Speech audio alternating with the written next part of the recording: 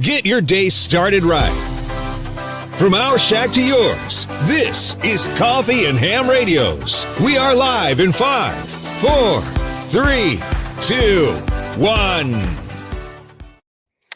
Good morning and howdy, everybody. Today is Saturday, the 28th of May, 2022, and it is the Memorial Day weekend and our third annual YouTubers Hamfest. I wonder if there's going to be a fourth. we started planning that already. No, we don't plan until last minute. We're hams. Planning? We don't need no stinking planning. Yeah, now welcome to everybody in the chat. Thanks for being here. Appreciate it. Go ahead and post any comments, questions, suggestions, or recommendations. And if they're in our favor, we'll go ahead and we'll highlight them. I did want to mention that we all are members of the Toads Discord community. It is the friendliest group of hams this side of QRZ.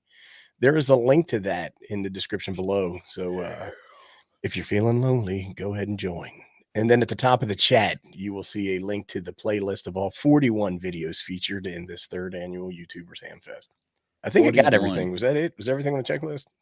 There's ways to support the channel. There's a banner down below for Buy Me a Coffee. There is a super chat. There's a membership option. And all of this helps us continue to bring this amazing content to you. If you're new here, please subscribe and hit that like button because it makes YouTube happy, which makes us happy, which makes Ham Radio happy. Yes, that is all true. And today we're talking about the Pixie, Brian, right? It is. We're gonna try to get through some video clips of us building this little CW transceiver, and we've all put them together. We've all had different experiences with these, and it'll be nice to. Mine was fine. Just saying. Well, you haven't tested it yet. Oh, I did. Yeah. On the spectrum analyzer. You saw the video on the scope? No, not on the. No. Okay, until it is connected to the truth detector. Not real. I tested it live on the air. Fake news. Mine makes contacts. I think mine would too. It would even make contacts unattended.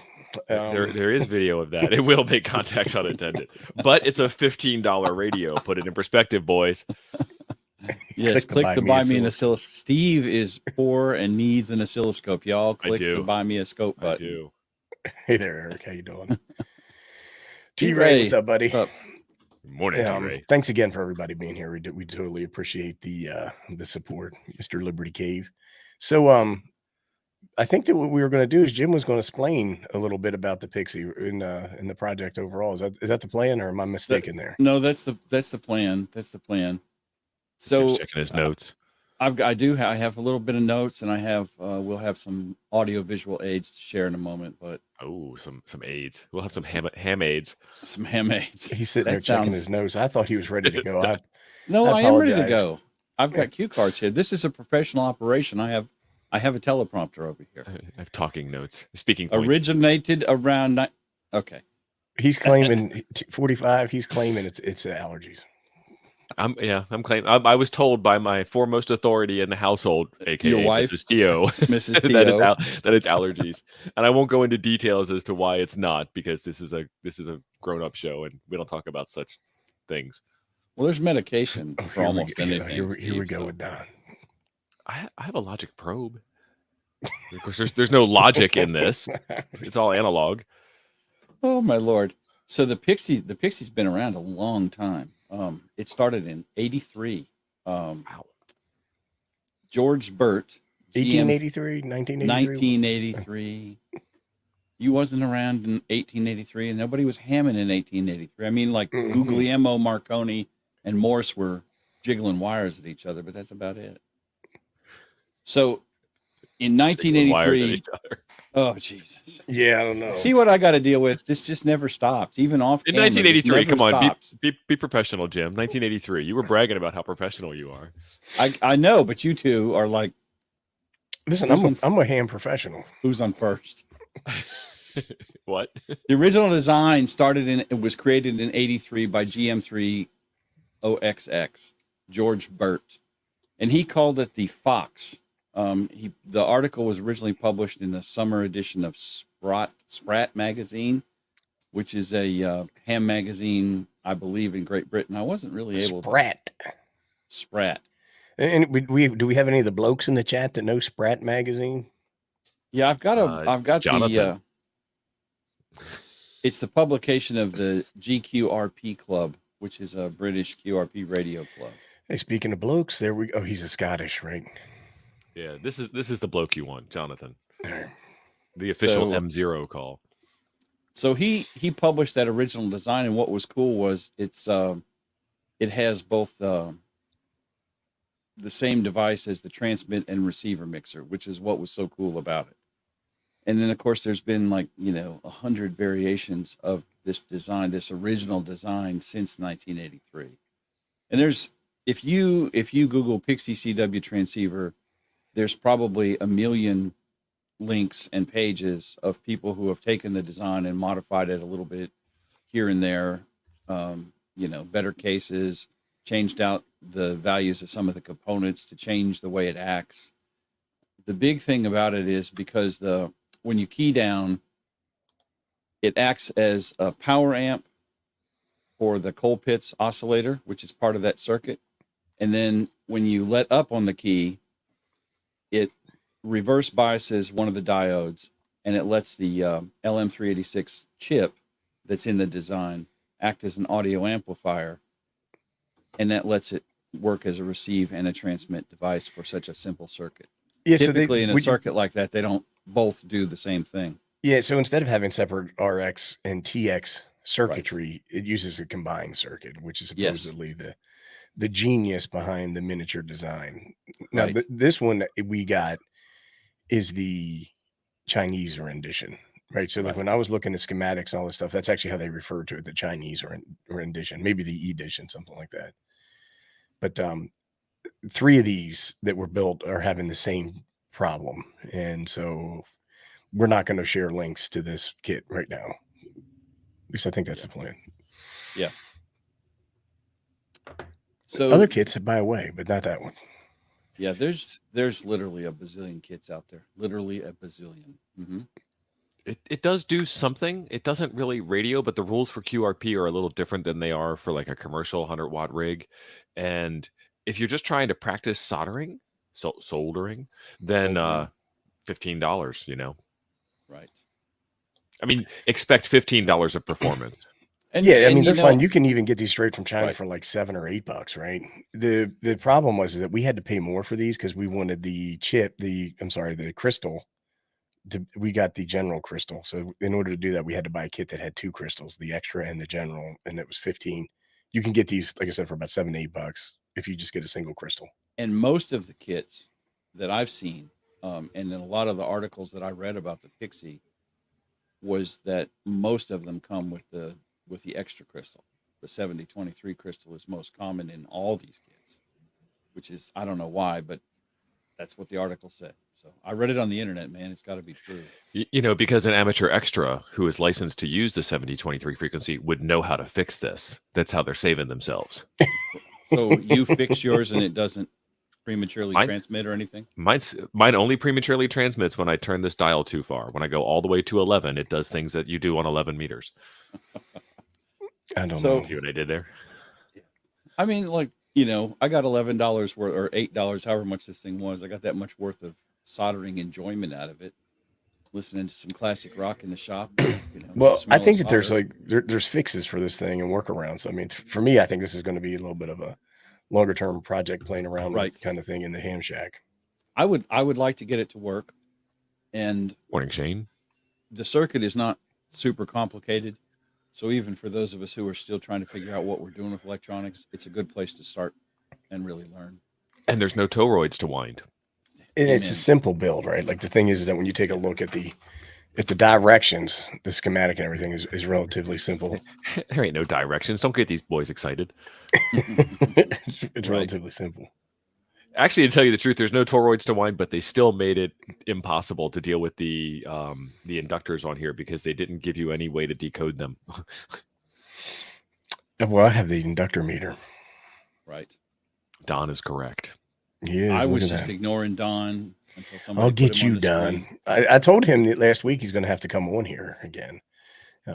We miss having him on, so maybe he can talk about his Mercury or something like that, or Our boy is transceivers. crazy about a Mercury.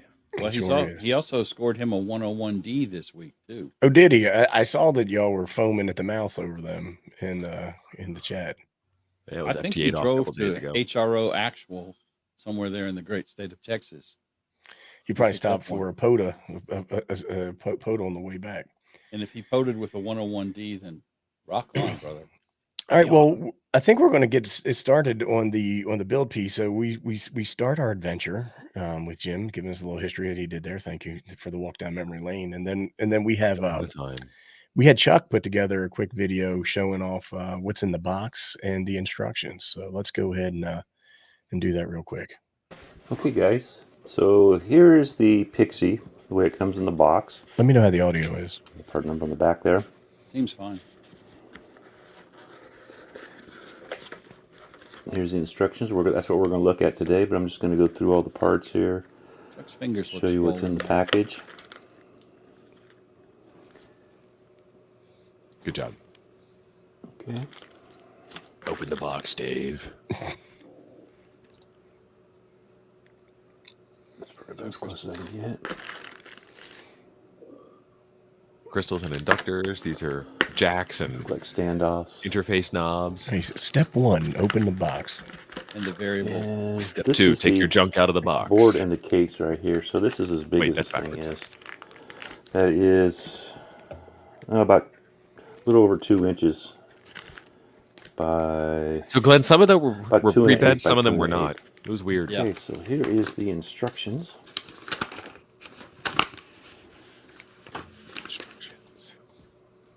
They weren't terrible. Okay, I'll try to They blow this left up off- as big as I can. They told you everything except for how to actually This is the put Pixie stuff kit. on the board.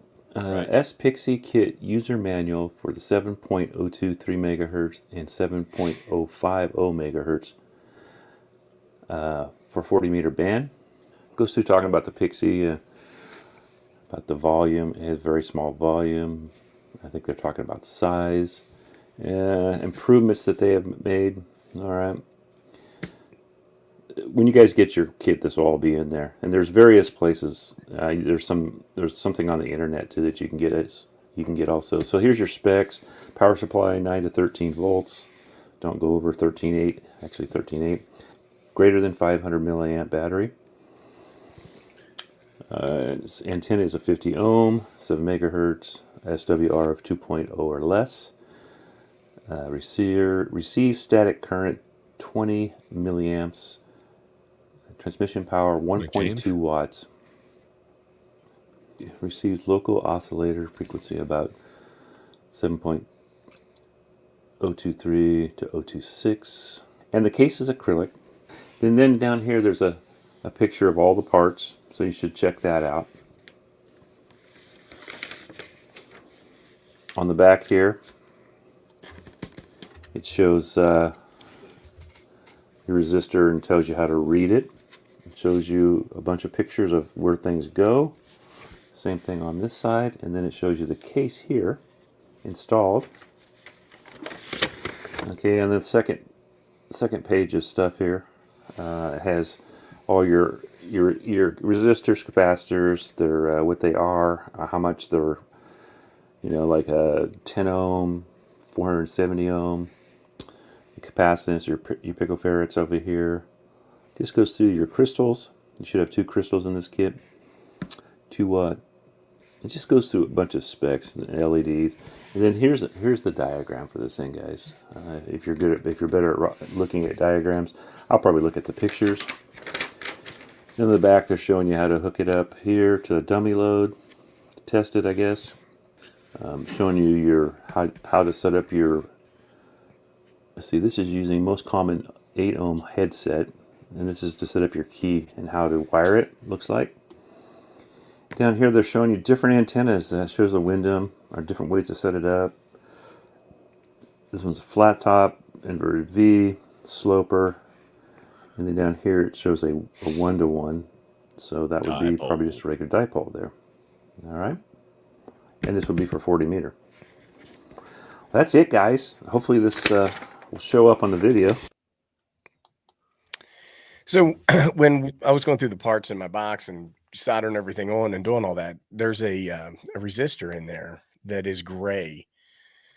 and it's big. So I'm like, I don't know if this is a resistor or if this is an inductor. I don't know what the F it is. And I'm looking at all of the notes for where that's it, Tio. I'm looking at all the notes for where it goes on the schematic on the board, right? And there's no spot for it. And I'm like, is this an extra part? Am I missing something? What's going on there? And so I went to the Builders Club in Toads, where we had been talking about this project for about 2 weeks. And WEC Gary, he already built his, and really talented guy. So I'm like, hey, help. And he came back and he's like, son, it's the dummy load. I never flipped the instructions over to see the dummy load pictures in the back. And I was like, well, it's not the only one. But it's in the picture of all of the parts. So I was like, it's in the parts picture, but it's not in the schematic. And there you go. So thanks again to WEC for that. It's a dummy load, stupid. I had a Carlos moment. You big dummy. Yeah. Me and that kit. We'll get into that. Well, I guess we got another video I can play, right? Yeah. We could. I don't think it adds value, but this was T.O.'s clip here. Oh, that of course one it adds adds value. Never mind. I don't know which one you're talking about. We're I missing was talking about 1. mine. We're missing clip 3. You're up next. You're clip 5. So our second clip that we're playing is called clip 4. That's how organized we are. Okay. It's a bigger number. Must be next. I did my part, but my radio also works. Well, see, the thing is done, right? Because you didn't hook it to the truth meter yet. I'm guaranteeing. I hooked it to the radio. Well, mine would behave the exact same way if I hooked it to the radio. It would. Why would you not? Because I hooked it to the truth meter and I saw that it had an unattended emission. Yeah. And so you need to be very careful with unintended Premature emissions. emission. Yeah. It's going to be really hard to be 40 dB down on a 0.5 milliwatt transmitter. Well, the thing is, it was 40 dB down with an attenuator. Well, as we got all of the parts identified, all of the parts sorted, ready to roll. Look how and so we can get started on building. This is why my Soldering radio is up works. to temperature. I have my solder right here. I am in the US. I pronounce it solder. That's the way we do things over here. My trick for building things like this, I don't use a circuit board holder or anything. My trick for building things like this is to start with the lowest profile pieces, the pieces that are going to sit as close to the surface of the board as possible. The reason for doing that is if I were to take something like this big old BNC jack and install it first, it's going to do this really weird thing when I go to install the next part called being in the way. And those of you with siblings know exactly what being in the way is all about. So now I've got that BNC jack mounted and soldered all in place as an example. And when I set it down to do the soldering on the next part, the board moves all over the place. So that's why we want to start with the smallest pieces first. I am going to start with the 1N4148 because that is the smallest one. Diodes are kind of temperature sensitive, so I want to make sure that I get this in and get it out as quick as possible. I'm going to look at my guide here. That's how I always am. 4148 is D3. Let's find D3 on the board. Perfect. All right, so there is D3, and diodes have a little ring wrapped around them. That slow jam is from your video, right? I'm not hearing noises or anything like that. What's slow jam? I don't hear any slow jam. So this is made of glass. It's mostly orange, and there's a black It's like band. some George Clinton You want going on that in the band background. to line up with A the little bit of band that is Parliament on the Funkadelic. screen brought the when you funk. build it. Diodes only allow electricity to go in one direction, and so if you put it on the wrong way, it's not protecting the thing you want it to protect, and that would be bad. Hey, Don. Okay, this is bent really tight, so I'm gonna have to rebend this from the way the factory bent it. And because of the design of this kit, everything is really tight, really close by. So I'm actually going to pull this down even closer to the circuit board by grabbing a mechanical advantage device. And now we've got that nice and flush, looking all professional on the board. And I've got the legs splayed out on the back, and that's going to hold the part in place Splayed out. when I do my solder. And the first thing I'm going to do is I'm going to get some solder on my That's why I have this soldering music iron going. to freshen up Splayed the out. tip. Clean it off. My mind and on my then solder and my solder on put my a little bit mind. of solder on here to make a better heat transfer with the board. I'm going to get in nice and quick Oh, God. and apply some heat to it. You can check your work musically, Plasma did it in because it'll 30 make a minutes, nice but sound was he if it's taping actually it? fully Does yours work, soldered son? in properly. Was it on a truth I run my meter? soldering You have iron at video? 640 degrees Fahrenheit, and you just want to get in, get it soldered, and get it out. That is your first part on. I'm going to run through the rest of the parts, and see what we can come up with. Resistors do not have an orientation, so you can put them in any direction you want. I like to line them up so that the color bands line up, just to be a little more professional. And in this case, they go in all different directions.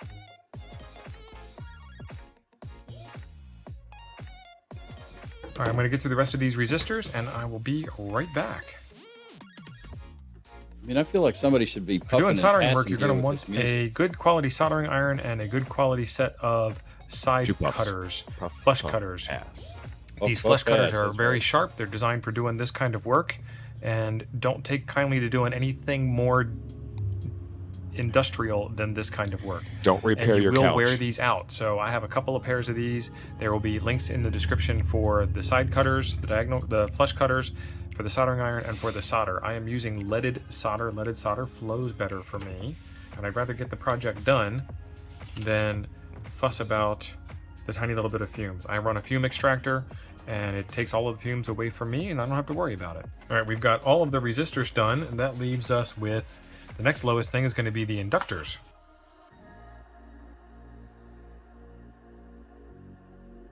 Now, one thing I didn't look up while Steve is inducting is how can you identify those as inductors?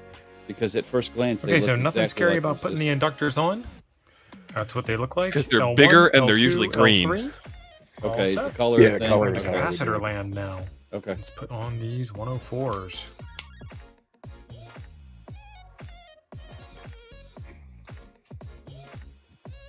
All right, so there's nothing fancy about capacitors of this kind here, this yellow kind, this blue kind. These are different. We'll get to those in a minute. These don't have an orientation that you need to put them in. You just kind of put them in.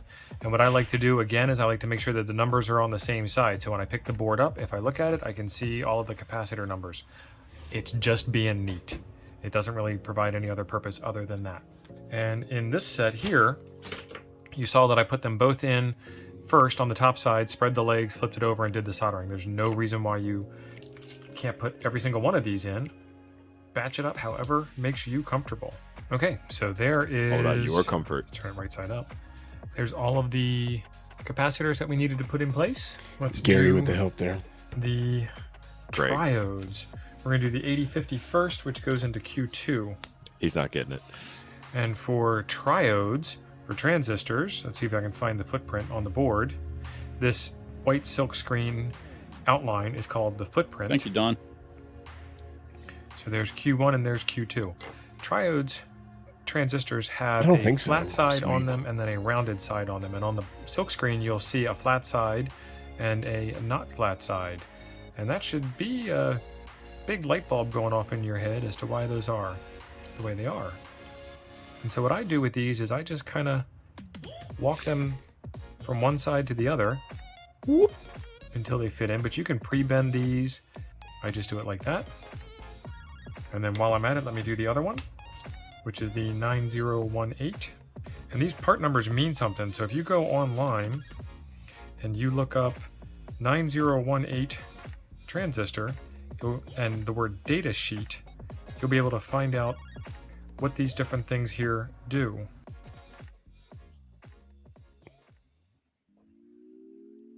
They make the magic happen. Okay, and then I try and do the same thing with the transistors that I do with the diodes. They're magnifying glass the whole time. relatively heat sensitive, so I try to keep a relative amount of heat out of them. That takes care of the triode and the other I got a That's not triode. big magnifying lamp I And that pulled leaves down. us with Sitting there like this. the polarized parts. So let's see what we can do with polarized parts. We have an LED and we have 4 polarized capacitors. Polarized means that they have to go in one very specific orientation. An LED, the D standing for diode, means it can only pass electricity in one direction. And so we want to make sure that we're passing it in the right direction. That would be smart. Right. So where is D4? I literally don't see that. It's down So by I the had speaker. this on a. So I had cheated this on a and monitor looked for the screen LED blown on the up. board, on the picture of the board, kind of like looking at the puzzle, the picture on the box of the puzzle. It is near the speaker. And it's right there, and it was staring at me the whole time. So these have Stink eye, a circle giving with you a the flat stink eye. edge on them, and if you look real closely, I get that a lot. these have a circle with a flat edge on it also. This one's a little hard to see, but the flat edge is on the shorter leg. So we want to put the longer leg on the positive hole and the shorter leg on the negative hole. And there we go with that. And you'll see that same thing on the silk screen on the circuit board. You'll see a positive symbol for the positive leg, the long leg, and you'll see the circle with the flat edge, and the flat edge is close to the short leg, the negative side. So line it up, and then we have these 3 25 volt 10 microfarad. These are the same kind of deal. It should be identified with a negative symbol on the short leg, and the long leg is the positive. And if we look at the board, okay, so you can tell stripe, right? By the way that the through holes are outlined, that one of them is connected to the ground plane and 640 degrees Fahrenheit, Scott. How hot is the negative iron? one? The negative one is the short leg. So let's put the short legs on the like 320 something Celsius. You're just using the stock look at the tip on that iron too, right? Say if I was right. I'm using the one that it came with, which is pretty tiny. The negative side like a of little the chisel capacitor tip. and the white side of the silk screen. So I was correct. Yeah, I was thinking about getting a. So lots of different ways to arrive at the smaller, same answer. One. All right, we're getting pretty far down our list of parts. My We've other done one all of has our a bigger resistors. tip We've done on our it. electrolytic capacitors. We've done almost every transistor except for the bridge rectifier. Let's get that done. And where was that? The bridge rectifier is right here on the board, and it's got a plus and minus indicator. So there should be some kind of plus and minus indicator. If you look very closely at what's written on the device, you'll see that the plus sign goes to the long leg. So we want to put that in so that your the plus voltage side protection lines circuit up with the hole with the plus sign on it on the board. And another way that you will see how this works out is your plus hole, or your pin 1, or the hole of interest is usually square while the rest of them are round.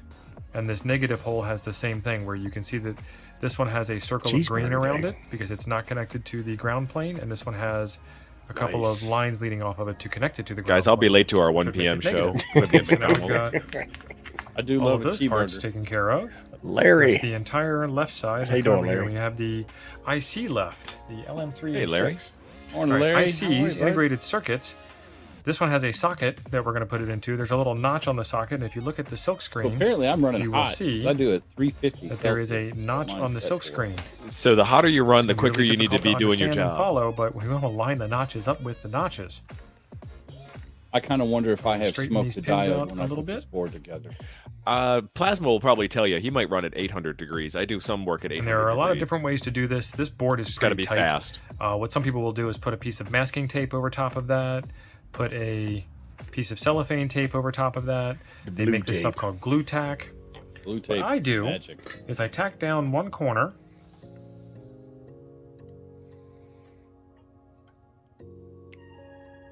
like so, and then I check my work to see if it's good or not, and it is.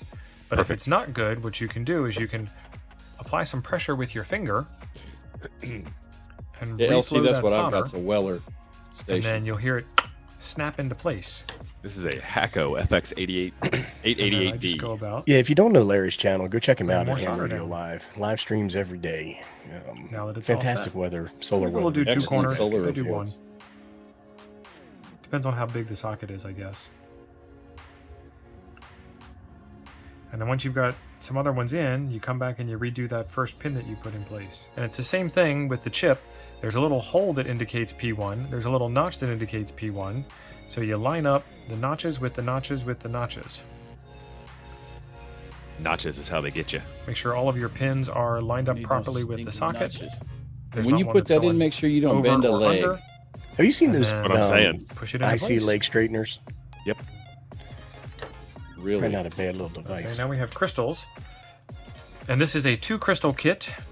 So what I want to do is I want to find the crystal that I'm going to get the most enjoyment ready? out of. And even though I am an extra, I'm going to get the most enjoyment out of 7050 because that's where there's going to be more hams playing along. So there's 7023 and there is 7050. And these have the same kind of thing. There's kind of an oval footprint on there and it's labeled Y1. So we're going to get that put into place. Why is it labeled Y? It should be labeled X. And if you want to get really fancy, you can use some DuPont connectors or a chip socket or something, and make yourself a socket for this, so you can switch these sockets in and out. Switch these crystals in and out. I don't know between what that the two is, different varieties. Not yet, right? Or I haven't touched it. there is a VFO kit, so that you can actually. That went across the room. It went my eye. So that you can actually tune this thing between multiple frequencies. So there's the 7050 crystal in place. That you got 30 minutes, Morton. 7023 crystal in reserve. Got an hour, doesn't he? Mark that off. We're going till 10. No, we're going to 10:30. You're right. We got an hour. 10:30.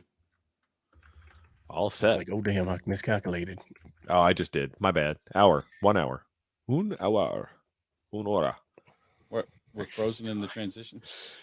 Don, that means so What much. we did right was now. we got all of the parts identified, all of the parts sorted. This is ready to replay. roll, This is and replay. so we can get started on building. Kill it. We're done. We're done.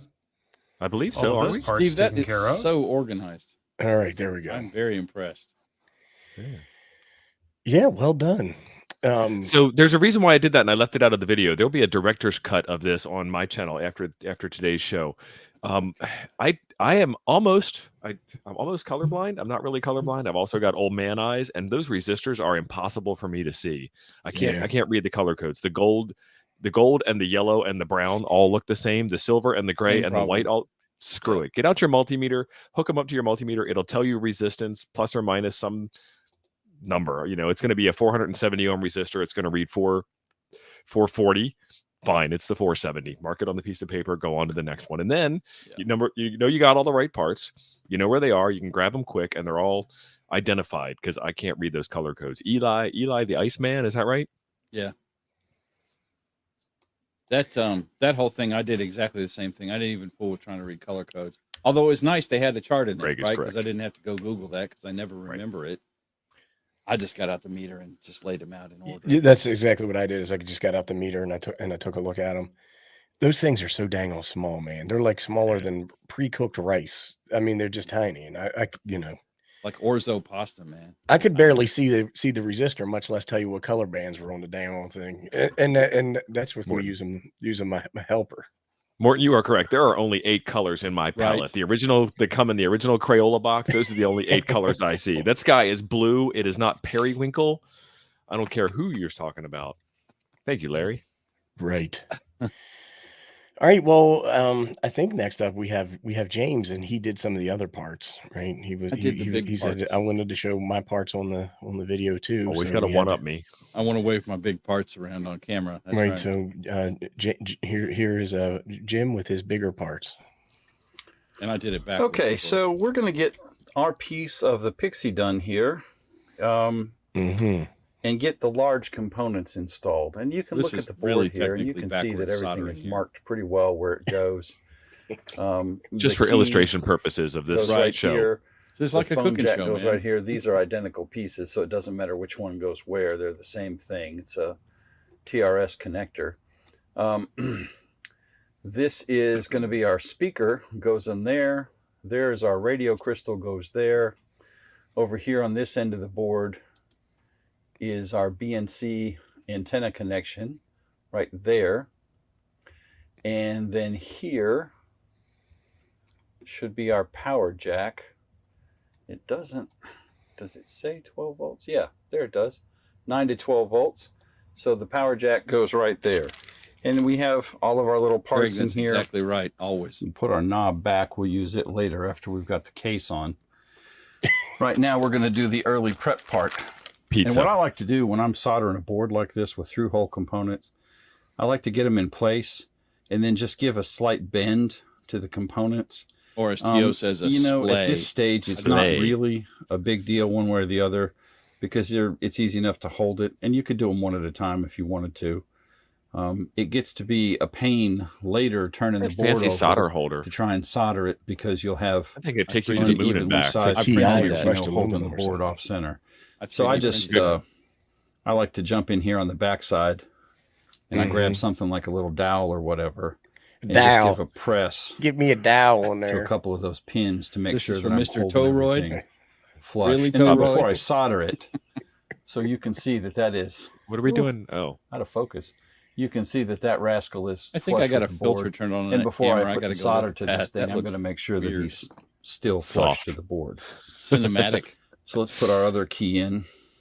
My pretend that daughter you're was on playing mic. with that These are camera, so identical. There's I'm no not difference entirely between sure these that she didn't touch something. connectors. Plasma, you are Either one correct. Goes. What did he say? Is he talking smack? Oh, he's answering my question. Bend on either Okay. side. We're having a side conversation. Jim, butt out. Our Copy. I'm out. antenna connector, I'm going to watch this scintillating dork on the which goes video here. here. Don't talk about Ape. He's still here. And when you go to put in these components, of course, you need to make sure Good luck, T-Ray. that they T-Ray, are rock on, brother. straight before you try and jam them on the board and potentially break something. T-Ray, you got a Ring doorbell, right? Have you seen what this girl looks like?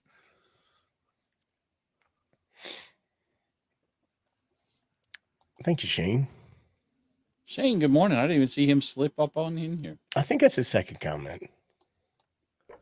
You can barely see it, but the speaker has a positive terminal. And sweet baby Jesus, that thing is loud. If you put it in backwards, it plays the CW backwards.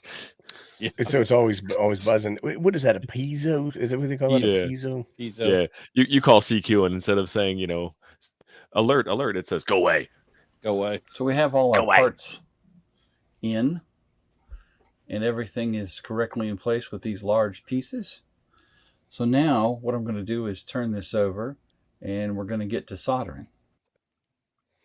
Components. What's the difference between a component and a component? One of those What is did I- cereal. What did I say? No, you were fine. A lot of people say that they're like component. Oh, I guess it's the whole solder and solder thing. I think say some people compass, and my a daughter lot of gives me a people hard say time. nuclear, and there's not two U's in there. Compass. So now this is a Weller soldering station, and I run this at 350 350 Celsius. probably because I'm ignorant and don't really know what the right temperature is. No, but 350 is good. Seems to work. So solder's all about feeling, and you can feel whether it's working or not. You might need Perfect, to turn it yeah. up, and you can feel like you're burning. Did you say Okay, perfect? So I've got all our did. components for you. on. And what we're trying to do here is when we do the soldering, and don't judge my soldering, it's soldered, it's connected. You're looking to make sure that we have a nice, relatively shiny 350. connection around it and nothing dull or Must have said big 350. lumps on it. Because make sure you want to heat the component legs and the pad and put the solder on that and let the solder bond itself by flowing onto the component legs Yes. and the part of the pad. 45. You don't want to have a big glob of hot solder on your iron and try and get it to bond to a cold part because it generally ain't going to work. So that's our piece right there. So now we've got all these big components on. It's just a matter of going in and very carefully getting all the smaller components and putting them in their respective slots. See, Jim Well, did there it you go. backwards just so that you guys could Right. see this section. It was very specifically done this way because of the order of the show today. Right. Jim's taking one for the team here. I am, because it's a pain in the butt to put in those little components afterwards. So did And- anybody have any solder bridges they needed to correct? I had Probably. one. I had one. Yeah, I had one. I've been using this stuff, Wick, to kind of correct or fix it. I got like I've gotta 3 of get some. these off of Amazon for like $6 or $7, and then I Those have- go bad, by the way. What? this stuff does. Yeah, it's got an expiration date on it. It's got rosin Oh, it's over got top of a flux in copper it, braid. something like that. Yeah. And so I had a spool of that stuff, and I was like, this crap doesn't work. This stuff never works. What's going on with this crap? That's what And I then got. somebody's like, it goes bad. So I threw it away and got another one. It works great. I got these too. These flux pen. pens. Who put you onto FLUX. those? Mm-hmm. James told me about these, and Yes. what you do is you put a little dollop of flux on there Little before dabble, you do you? Mm-hmm. hit it with that copper braid. And I saw back in there, Scott's like, take up a collection so Jim can get a board vise. Jim has like little helper hands, but it's Oh, Well, he's board not vise talking is about awesome. your hands. He's talking about a board vise. no, If I you've don't got a need board little vise, show tiny. You've It's got in the one, Ape. shop. I don't have a board vise. I know what he's talking about because I've seen Apes and I've seen Scott's, I think. Yeah, I don't have one. I need to get one or make one. See how professional I am there? You are. And how does your Pixie work? Yeah, not As as good expected. The way I see it, everybody who's tested theirs correctly has got the same problem. That's all I'm saying. Well, no, I have a different problem. Everybody who's I used tested mine theirs? correctly. I just have a different problem. Raise your hand if you made a contact with yours. Well, you probably made contact you didn't know you made with that thing emitting that signal. Yeah, my half a milliwatt. I made I a think I contact have with I don't Japan. know. I think I know. have like a 12 gigahertz Pixie, and no one can actually pick it up. Gigahertz. I'm talking to the moon or something. I'm doing EME with that Pixie. There you go. Liberty Cave says he got one too. I mean, I think it was a cool little kit, and I bought 2 of them. And so what I'm going to do with the other one is put it together the right way and see if I get different results. Now, Ape has other stuff to show you. I was unsuccessful with mine. No output. Let me see what else we got in terms of the video Yeah, I didn't want to jump the gun. I started list here, and I got to get this removed from the studio. but I didn't want to jump go the to shark. share video Put it back in the file. green room. We just watched clip 5. There is no clip 6. Again, But with now the we have a numbers. clip. Oh, there is a clip 6. It's T.O. doing the case. Yeah. So T.O. is back on the case. On the JOB. This is obviously the bottom, 'cause it's got a cutout for the jumper and for the trimmer. Put that off to the side. I hate peeling that crap off. Oh my lord. Look how fast I did it. Like a pro. Raphael, I goes got in the one way, same it must be exact that way. problem. All right, let's see if we can figure out how these fellers go. Oh, we've got long ones and short ones. The birdie is on the fundamental And frequency. we've got standoffs. And we've got barrels. That's intended. Okay, so my guess is we're going to put the barrel up like that. The standoff up like that into the barrel. I did this right And the then first we're gonna time too. I put was the pretty longer impressed screws. because there was no 1, 2, instructions for this. 3, 4. It's like half those We'll use the Raspberry longer Pi screws to cases go on through the Amazon. feet. Long screws through the feet.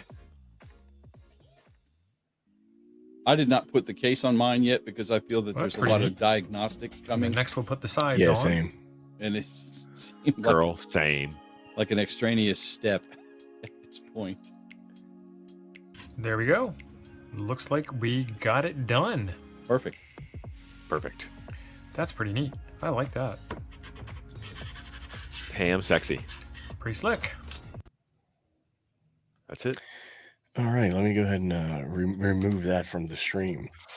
That's it. So everybody's getting all whipped up and asking, is there a preferred brand of flux that you should be using? And I can't read the flux on mine. Read the thing on mine. Mine is some Chinese pen. It's got Chinese writing on it. MG Well, Chemicals. I've got- Good stuff. 3 for $7, something like that. Yeah. Or The Tio's got the professional bottom. And then I got a Kester pen. Kester makes fantastic solder products. Solder products. Come on. Not me. Solder. There we go.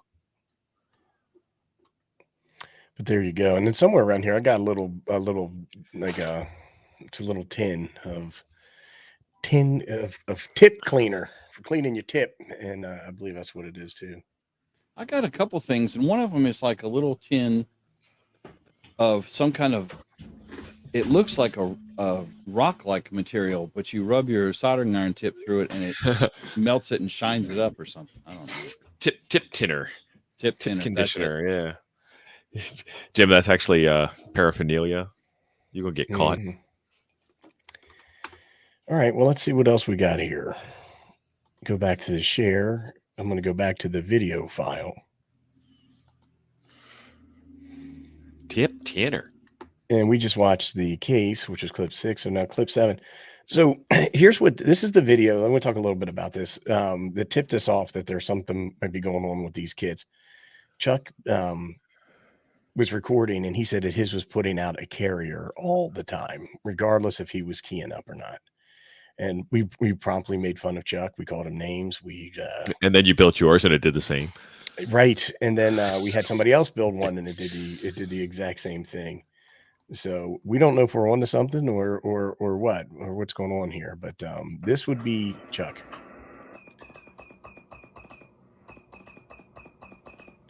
So you can see when he's keying, but just at above 705, you can see that he's got a carrier going the entire time. We'll play that one more time. It's because it's a 991A.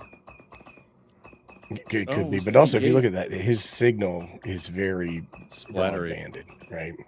Yeah. Now that might be an overloading issue because he's close to his radio or something like that. And it's off center and everything, yeah. But he could have used the potentiometer to adjust where it is. That's the whole purpose of that thing, right? Yeah, I couldn't get mine dialed in to be on frequency. I show that in my video. I'm moving the dial and it's moving the carrier around. This is because Q2 is in. I don't know what that means. That's one of the transistors. So he's saying take Q2 out. Let me remove this. And I've got, let me see, go back in the video file. This is a lot of work, you know. I mean, I got to do figuring, I got to do thinking. Abe, we appreciate you. It's awesome, that's all I wanted. That's all I wanted. It's awesome. Golf clap for Ape, everybody. Everybody at home. I think I called mine Pixie Scope. Here it is. Here, Ape is trying to work a computer mouse. All right, well, I didn't upload mine to the folder because I have to play it from my machine anyway. So I had to download all yours. So, all right, let me go ahead and open this one up. And here we go. Okay, so what we're going to do is a little bit of testing.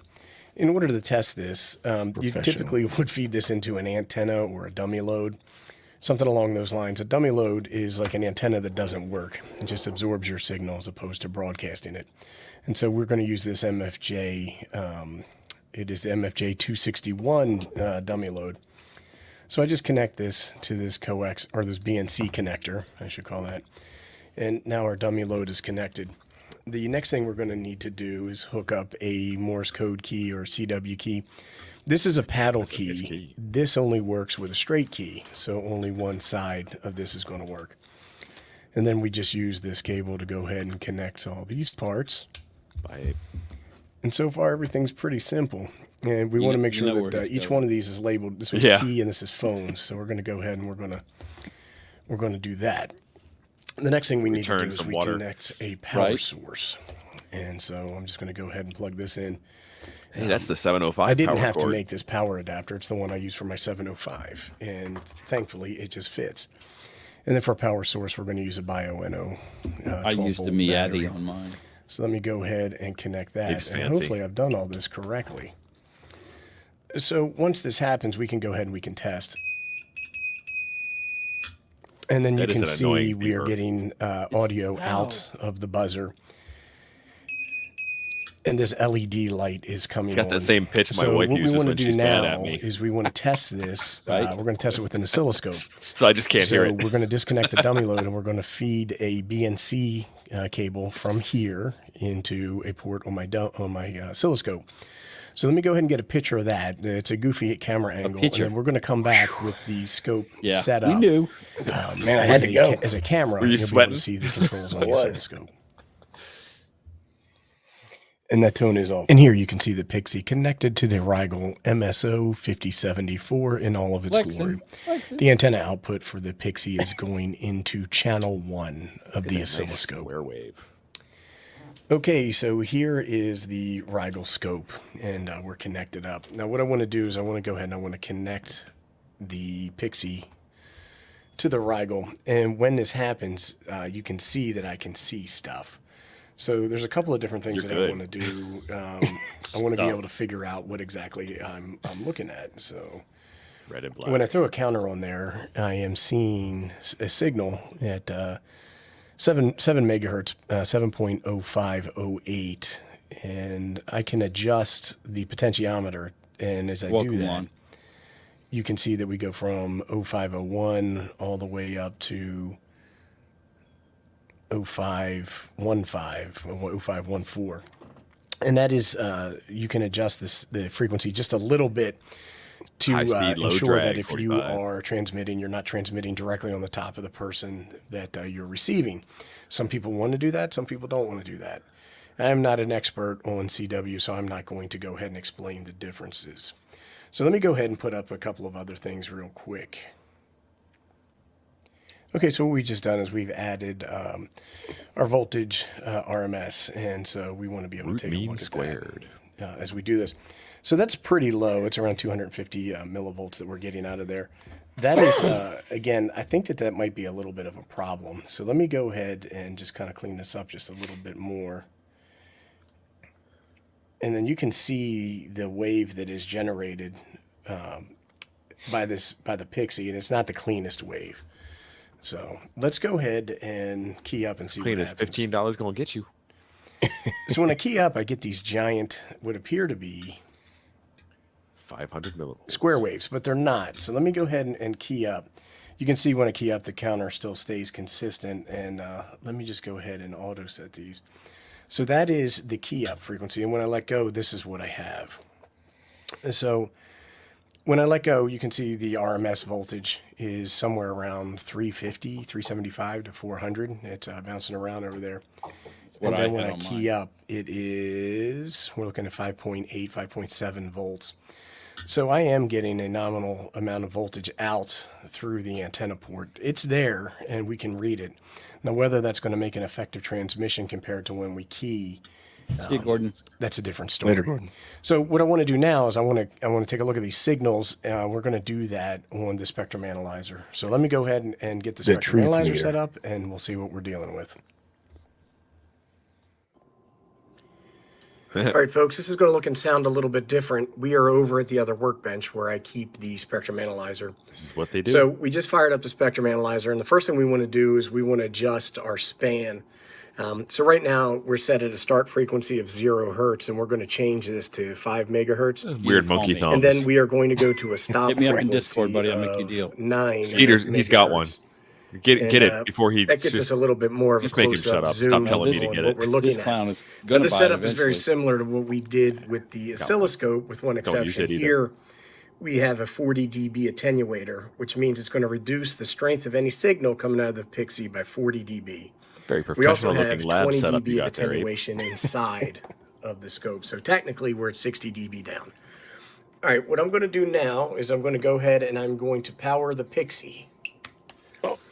And so when I power that Pixie, you can see that almost right exactly at 40 dB down, we have a carrier. And I am not keying up. When I key up, it goes a little bit higher. So to me, this seems problematic enough to warrant some investigation, and I'm not going to connect this up to an antenna because I'm concerned that I'm going to be putting out a carrier frequency, and that is going to carrier signal, and that is going to cause some level of interference. Let's go ahead and just go ahead and add a marker to this real quick and see what we're looking at. Raphael's right. So when I take a look at that marker, that's at 7.053, which is probably close enough to accurate as to what we were seeing on the oscilloscope. There's different counter or points issues here, but we're not going to really worry about that. Let me go ahead and add a marker table so we can actually see some data. Just over 40 dB down. When I key up, it goes to almost 13 dB down. So it's like 27. We're looking at around 27 or 28 dB of gain when we go ahead and we activate this. Anyhow, that's it. I'm a little disappointed. I feel like there's something wrong here. Maybe there's not, and it warrants some more investigation. But that's what we're going to do. Warrants. The warrant is out. Here we go. You prefer the True SDX over the FT101D? Okay. So when I take a look at that, I didn't hook it up to an antenna because I was afraid that carrier that it was putting out would just put a tone out there and upset somebody. So I didn't hook it up. But again, I'm not experienced with the Pixie enough to know if that is expected behavior or not.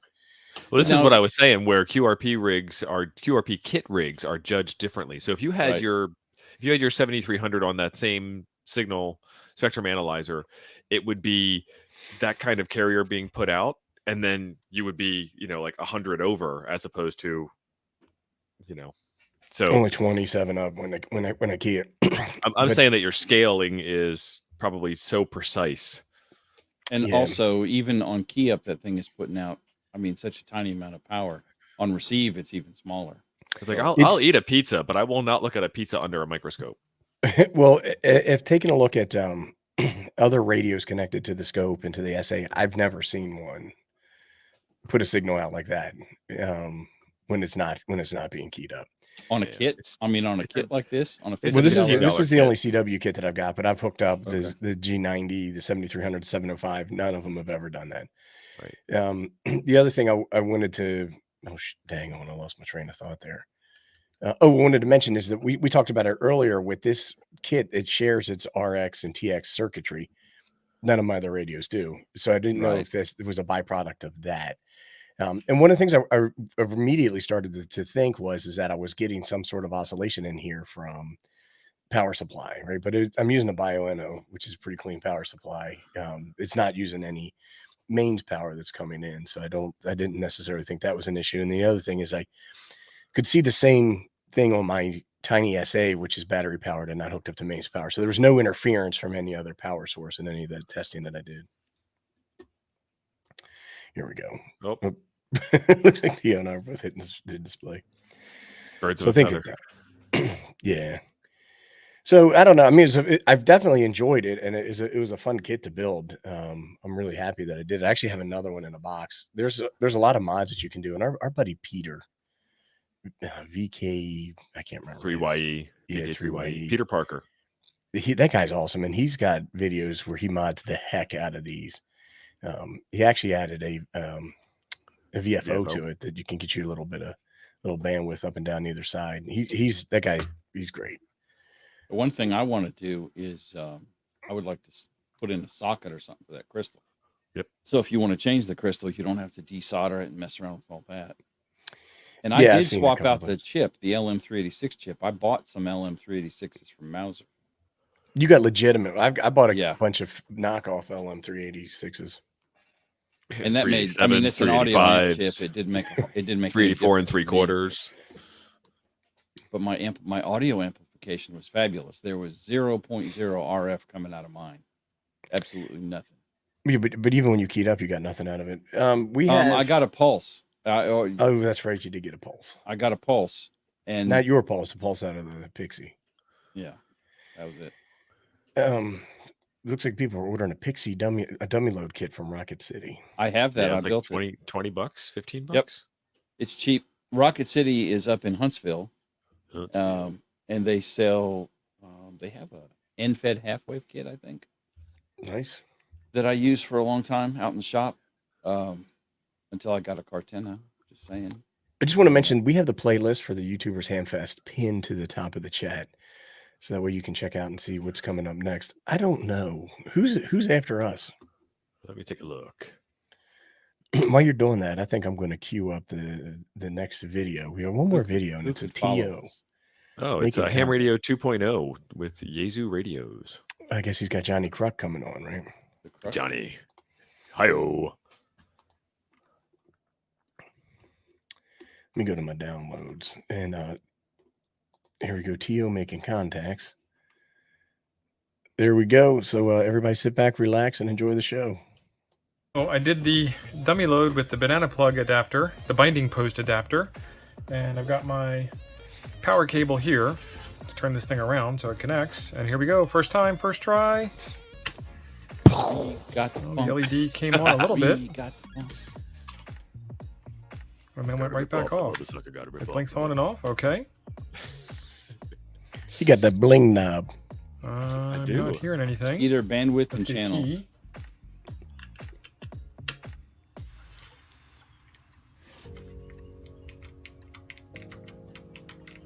Awesome. Okay, so you can see the light blink when I tap the key. Now, was y'all's lights on all the time? It doesn't seem to. No. See, mine came on bright when I keyed, but it was glowing even when I wasn't keying. Here. Mine comes on right away when I first power it up and then fades out real quick. Mine did that, but then it was still on. So we are working on the first try. Okay, so if you folks were wondering what the jumper was, that enables the speaker. Ugh. I was doing that. That's pretty annoying. He's like, what the hell is all that beeping? Wow.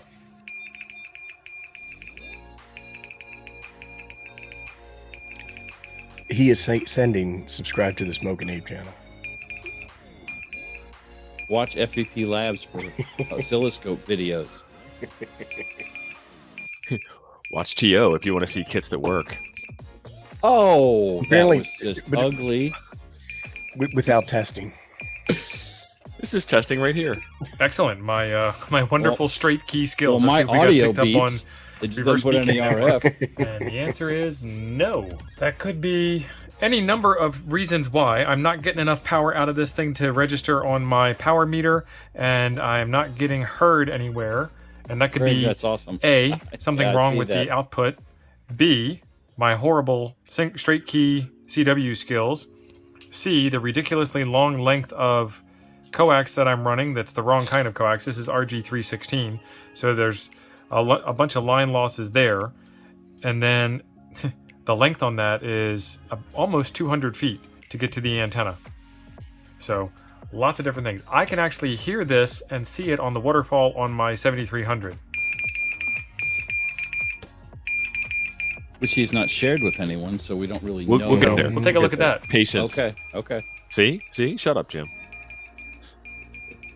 Looking pretty good to me. And still not being heard. Excellent. I'm going to You keep got a playing. little This teeny has been spike fun. in there. And how does it sound on the other end? See This that? is the Super Pixie going out What scale through did the you have DX that on, Commander Tio, and when you were coming doing in that? through no antenna 2.5. on the IC7300.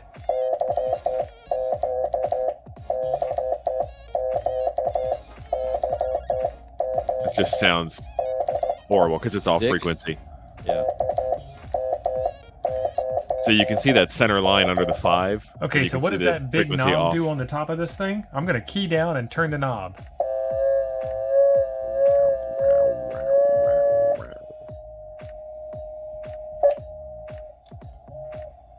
All right, so turning it all the way up, you hear that background noise? That's actually the radio transmitting. That's what Ape's seeing.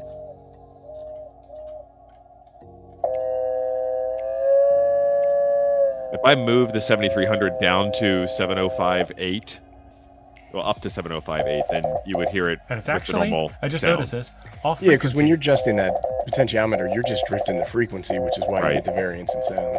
Yeah, that's what you showed on your scope. Yeah.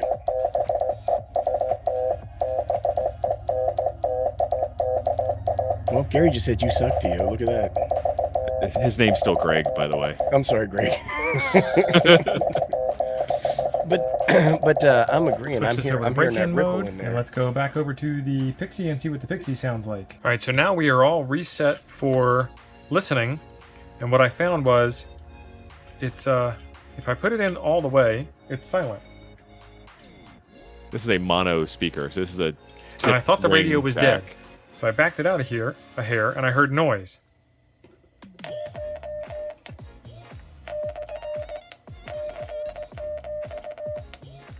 And so there we go.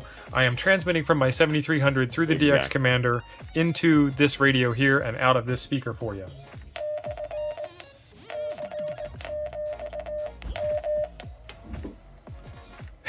You can hear the fan in the 7300 spin up when I transmit.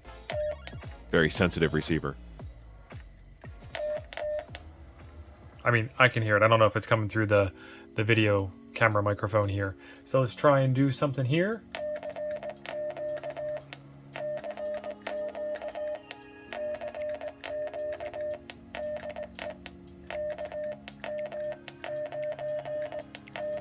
And I'm still not being heard on the reverse beacon network. So this is 100 watts So, on 40 meters. I'd say there's out of the something going on with 7300. the bands today. Now, this knob also affects your receive. Again, when we did the transmit test earlier, when you turn it up all the way, you can hear it transmitting something. So if I...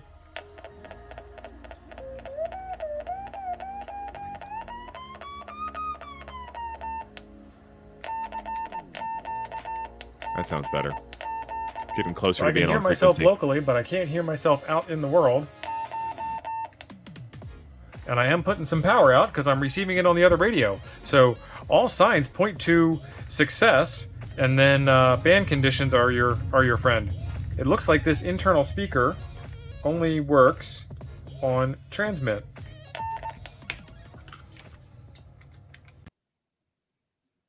There you go. All right. I'm removing that. So again, I mean, it was a fun little project, right? I enjoyed that one. Oh yeah. Twin turbo. So we had a comment in here, and I'll let James give it a little more detail. But Skier was asking around, how does one choose an O-scope? Oh, you buy Jim's used. Yeah, please, because I don't need two. So when you looking for an oscilloscope, you're looking at 2 or 3 basic functions, and it's how they price them, and that's the number of channels and the bandwidth of the scope, and that's the big one. And then samples per second, which is on a mid-range scope is going to be, I don't remember on the Siglent, it's like a gigasample per second. And then the Regals that we have Ape are even higher than that. So that's how many times a second it can check. Yeah, let's talk a little bit about, you talked about bandwidth. So what exactly does that mean?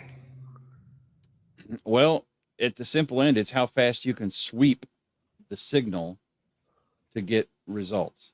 So when you're talking about the scale that electrical things happen, it happens fast.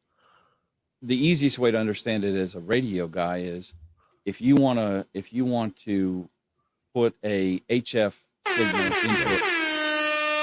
Hold that thought, James. I'm holding it. I'm too busy dancing. I like a knife hand dance. If we had some music. I'm looking. Man. Yeah, I was raised Baptist. I told you all that this. Here we go. We don't do dancing. It's illegal or something. Let me go full 70s. That night fever. Give me some milk. T-Ray, you're the man. Thank you, brother. So, like, the easiest way to figure it out is if you're trying to listen to an HF signal at 7 megahertz, you need to have a scope that has enough bandwidth to receive and process that signal at 7 megahertz. And the standard is typically 5 times the level of the signals that you're trying to process. So, easy thing, if you're trying to monitor a 40 megahertz or 40 meter signal, which is 7 megahertz, you need at least a scope with 35 megahertz of bandwidth, and more is better always. So, and what happens is even if you had a scope, so let's say you're trying to monitor a 10 meter signal, which is 28 megahertz on a 100 megahertz scope, it'll monitor it, it'll get it, but what it'll probably do is start attenuating off the top because there's not enough bandwidth to capture the whole signal. And it gets way more technical than that. It is a very ghetto explanation. Well, so the faster the stuff you want to monitor, the higher the bandwidth you need. Yeah, so I would say get the most bandwidth that you can. Right. Yes. Given your budget, and then you have multiple channels. And a lot of times people are like, well, it's multiple channels are not important. I would think that at a minimum you'd want a 2-channel scope, and that will allow you to look at 2 different signals. And then what Jim was mentioning is you can do math functions where you can add 2 signals together, subtract 1 signal from the other signal. You can do more testing with the more that you have. The one scope I have has 4 channels, the Rigel, and then my Siglent is a 2-channel scope. And Abe's talking about the math. One of the best ones for radio people is it's also got kind of spectrum analyzer function in it. Kind of. Yeah. It does what's called FFT, fast Fourier transform, which will take the scope from a scope normally shows you electrical signals amplitude over time. And when you turn on the fast Fourier transform, it takes that amplitude over time and changes it into amplitude over frequency. So you get what looks like a spectrum analyzer output, and you can actually see the signal like Ape was showing when he was demoing the signal on his spectrum analyzer. Yes. And I've seen scopes at Hamfest for 35 or $50 that are like 50 megahertz bandwidth. If you want to spend $50 and start tinkering with it, tinker with it. Yeah, the first scope I bought was a USB scope. And I just played around with it. I'm not a scope expert by any stretch of Me neither. And I'm not going to pretend. Absolutely not. But now I have a couple of nicer scopes that are better than I am, right? So I know that any limitations that I have are me, and I can improve that. If I buy a scope that has limited functionality, then I would need a new scope, right? So right now I'm playing catch up to the scope, but it's fun. And I'm in the same place he is. He acts like I know more about this than he does. I don't. I just got mine first and made him jealous, so I enabled Ape. Yeah, and the thing is that whatever scope you buy, you're going to want a different one. It's just like ham radios, right? If you're thinking about buying a scope, absolutely, the more channels and the more bandwidth you can afford, the happier you will be down the road. Because at some point you may outgrow it. But for about $300, you can get a pretty nice scope from either Siglent or Rigel new. There's a lot of used equipment that you can get out on the market, and then even you can get the phosphorus scopes. Sometimes the Hamfest for real cheap, like $25 to $75. Yeah, it's not bad at all. They have more limited functionality in them. Like when you saw my scope, I was able to pull up like the VMRS, and I was able to pull up the counter, and there's all kinds of other stuff that I can pull up there. You can't do that with some of those older scopes. Some of your expensive scopes will actually decode USB signals. You can plug a USB keyboard into the scope and then start typing, and it'll put letters on the screen and stuff. They'll decode serial as well. Even the mid-priced Rigels and Siglents, the $300, $400 ones he's talking about, will do serial decode. So they'll decode UART, regular RS-232, and I2C and SPI and all that stuff. It depends on what your passions are in the hobby. And we're talking about doing the DSO shell kit. It's like a sub $50 kit that you can get, kind of like this Pixie, and it turns into a really low bandwidth oscilloscope, and we can play with it. And it's more about exploring the space than it is about serious electronics repair. Well, yeah, but if with that DSO kit, playing with it with something like the Pixie, you'll actually learn what you're doing. Yep. For a whole lot less money, or get started on learning what you're doing. You're under $100 into it, and if you blow anything up, who cares? It'd be all right. It'd be all right. Have a fire extinguisher ready. And Liberty got an old Tektronix for $20. Awesome. The same amount of money it uses as when it heats up. That's right. Liberty saying he's getting a room to store stuff he bought but does not understand how to use yet. Liberty, I have such a large room of stuff I have no idea what it does. Well, I'm the same way, and a lot of times. So if I do a video and I show measuring something on like the Libra VNA, people are like, "My "Bro, favorite. what about the Nano VNA? I thought you were the Nano VNA guy."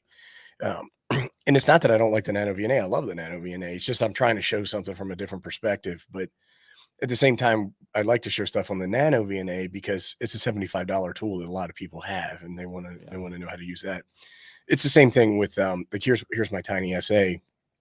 With the Tiny SA versus the Siglent Spectrum Analyzer, more people have the Tiny SA than they do the Siglent. Here's my new Tiny SA. Notice that I took it out of the box. And still need to get it back in there. Step one. And they're all good tools. My video today, it's I think at 12:30. I did all my testing with the Libra VNA. So, and I'm saying Siglent, Dan. I might be pronouncing that wrong. Siglent. Yep, Siglent. And Rigol, RIGOL. So when you look at scope models, you'll see a lot of the model numbers are kind of an indicator of the bandwidth and or the channels. So like the one that I have, the newer one that I bought, the Rigol, I don't know, is a 5074. So it has 4 channels.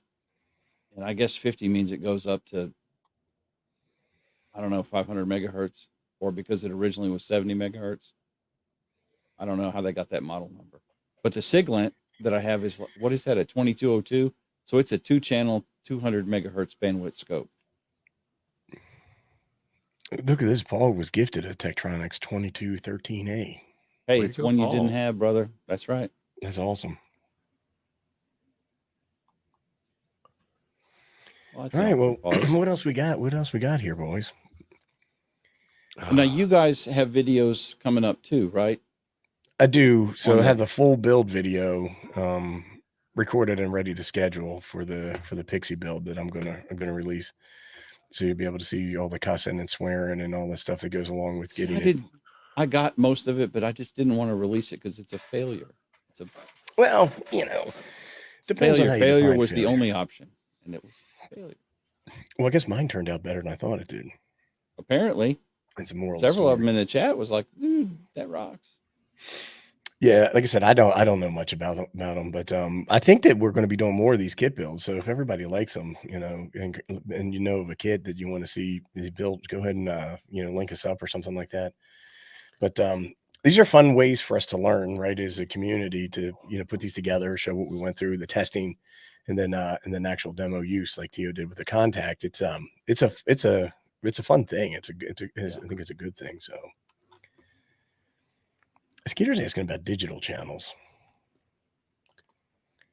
On the oscilloscope. So the thing is like yes, it will. But is he talking about logic analyzer or is he talking about? Well, I'm not sure. The scope will do digital signals because it has a function for that. Look at this. It's the DS122ZE. 200 2-channel. Sweet. Yeah, so it looks like a lot of folks have them. Has anyone built a tuna tin? No, I've heard of that. That's actually a pretty awesome little kit. I don't think it's an original. Well, they've changed the size of tuna cans. It used to be 7, then 5, then 3.5. I think it's a 7-ounce, but it's the 2-tin tuna radio kit that fits inside of a tuna can, and it's a clean, fresh tuna can, and they put a special printed label on the outside of it. It don't have the stank. I like it. It don't have the stank. It smells like, was that tuna in oil? Yeah. But QRP, Cattle chase me. I think it's QRPme.com is the tuna can kit. I've actually looked. I was looking at their kits. They have a lot of them. They actually have their own version of the Pixie.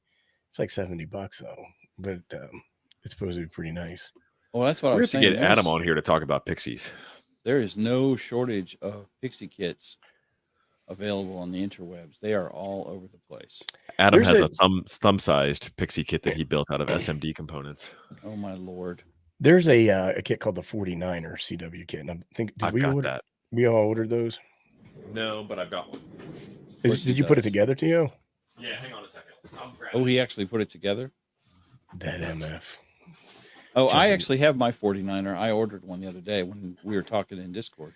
Well, I wanted to save the 70 cents, so it's going to take mine another 5 weeks from China. Yeah, way to go, man. You stick it to the man. The thing is it's not any cheaper to do. I mean, it really isn't. Before you could order the kit from China for $5 and then buying it in the States was like 25. But it's not really like that anymore. What I've seen is the price delta has gotten a lot smaller. Right. Yeah. I ordered something off of AliExpress last night, a Bree HT. So talking to you and Thump on Discord late at night is never good for me. Yeah, I've looked at that HT a few times, but I'm of the mindset that I've got enough HTs. I'm not buying anymore for a while. Well, bro, I have enough HTs. I don't need not one more. But yeah, I mean, I get worked up. I almost bought the 5DR the other day, last week, if you remember correctly. She's right here. She's right here. Ooh, she's so pretty. I like this 10,000 times better than the 70D. And see, that's got a double toroid action on there. It does. Yeah, there'll be toroid wrapping on that rascal. And you don't get any instructions with it at all. This was the first kit I ever put together. I went to a Hamfest. I took my general test. I passed. I rewarded myself by buying a kit, and the kit was $2. And I've soldered it and I put it together. Well, I guess that's kind of redundant, but I've never actually plugged it in or put any power to it. So what I did was I took this to a build-a-thon build fest at a local ham club, and while I was building this frequency counter, which is also in the box, see, that's a cool kit. I built the guy that was putting on the show did some diagnostics, and he tells me that the power connector is backwards on this. Oh damn! And I put them both on in the same orientation, but one of them needs to be swapped. So now I'm smart enough. I wasn't at the time, but now I'm smart enough that I know how to fix that. And this is what got me into CW, and this is what got me to get my extra. Was this came with the 7023 crystal, and I have since put a 7030 crystal on it. Yeah, there's 2 crystals on here. And I wonder if that's in China. Everybody's on 7023. I don't know how I have no idea how their radio. They just have a crate full of 7023 chips. Is my take on it. The It's my understanding on that one, they have one crystal for inbound and one crystal for outbound oscillation. I could be wrong. Split. Could be wrong, but that's what my understanding is. But I think that's going to be the next kit build. And then I guess with Tio, since you've already got one and already built, we'll have to have you do the same thing. Maybe do the demo and all that stuff with it. Yeah, it'll be fun. Works. Well, no, we'll figure out why it's. I'll do that. I'll figure out why it's wired backwards, and then I will wire it properly. And then. But you didn't have any instructions on that one, right? Is that the one with no instructions? Yeah, no instructions at all. They were not very easy to find on the internet. And this one here is actually designed. I think this is a harder kit to build than the Pixie. I don't know if you can see this properly or not, but those right there are your diodes and resistors and so forth, and they're actually mounted vertically. I think they call that Metropolis style or something. Manhattan. I thought that you were going to have to do that for the Pixie, because there are some Pixies where you have to do that. Yeah. So this is real tight quarters type stuff. Well, you got to wind 2 toroids too, right? You got to wind 2 toroids. This is my first 2 toroids I ever wound. Hot damn! Look at that. They're tiny. I was told it works. But this was before I knew CW and before I knew much about kit building. This took me like 4 hours to do, and you can see some lovely solder work on the backside. I've seen worse. It looks pretty good. Yeah. Yep. So yeah, I'm relatively proud of it. So on my Pixie, I got about 300 milliwatts RMS. Yeah, there's the 7023. Just like crystal. You were getting. Like you guys are going to see that. Nice. But then on transmit, oh, you can see that. Look at that. I just had that little spike, and that was it. You can look at that. It's the 023. I'll be dipped. Beautiful. And I cleaned my fingernails this morning too. Thankfully. So today we're doubling down, right? We have Jonathan Kruk at the next show coming on. Yes. And what are we going to do with Jonathan? We are going to talk about remote controlling radios, and we're going to talk about his channel Communications and Cigars, and just, continue the trend of talking about radios during a radio Hamfest. Right. Yeah, and that remote control, I think that the same process works for both the DX10 and the 101, right? I don't know. Maybe with the DX10, you might need an external box or something. The LAN 10. I think you do that with the 101. Yeah. Thump has that set up, and I was able to try it out, and that thing it was nice. It was actually pretty. I guess I could get back to.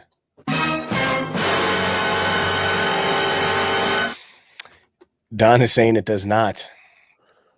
Does not. The 10 and the 101 don't share the same remote control functionality, and he has both radios, so I would be inclined to take his opinion on that as fact. Mm-hmm. Joe Brett, K5YVY. Good morning, Joe Brett. Morning to you, Ray.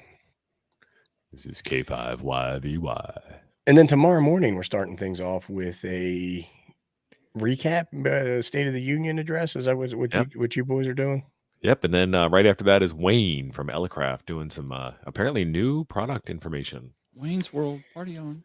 Yeah, Wayne is super chill and really nice guy. So, it's like, hey, so what do you want to talk about? And he's like, hey, man, I just want to hang out and have some fun. And like we did last time. And so I was like, awesome.